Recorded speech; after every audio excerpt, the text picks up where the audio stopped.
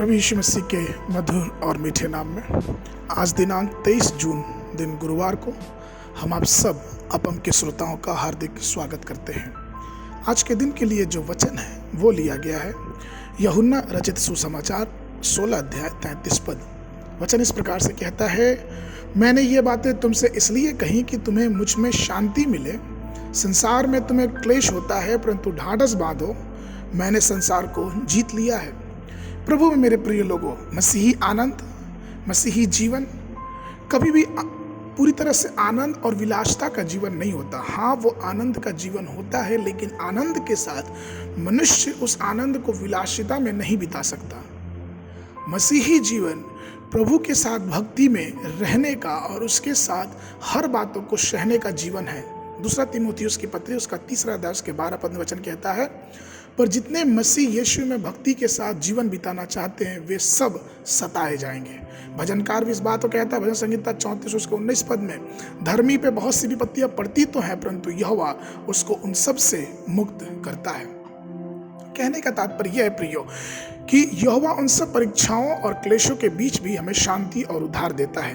पवित्र शास्त्र कहता है, दूसरा कुरिन्थियों की पत्री उसका 1 अध्याय उसका 4 पद, वो हमारे सब क्लेशों में शांति देता ताकि हम उस शांति के कारण जो परमेश्वर हमें देता है उन्हें भी शांति दे जो किसी प्रकार के क्लेश में हो। इसी प्रकार से भजन संहिता उसके 94 के 19 पद में लिखा है, जब मेरे मन में बहुत सी चिंताएं होती हैं तब हे परमेश्वर तेरी दी हुई शांति से मुझे सुख होता है। जब हम और आप परीक्षणों या परीक्षाओं और क्लेशों से होकर गुजरते हैं तो परमेश्वर का प्राचुर प्रेम, उसका स्नेहपूर्ण आलिंगन और संतावना आपको और हमको समानांतर रूप से लाजमी है।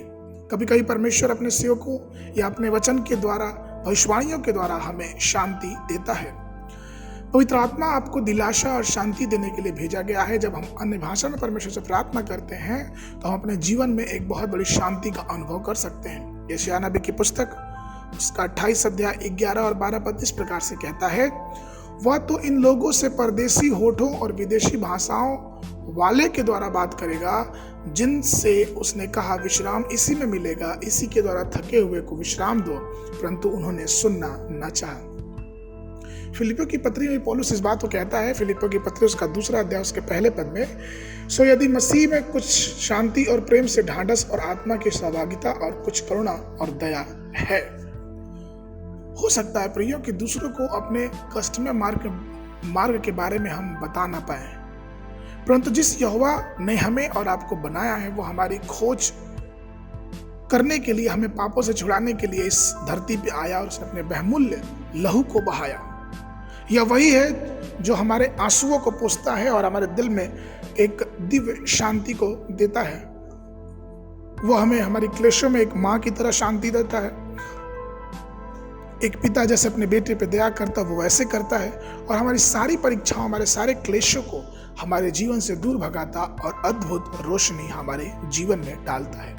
इसलिए आइए हम अपने क्लेशों के समय में चिंता ना करें, लेकिन उस असीम शांति का अपने जीवन में अनुभव करें जो परमेश्वर हमें देता है। आज के मनन के लिए जो पद है वो लिया गया है रोमियो की पत्री उसका 8 अध्याय उसके 26 पद।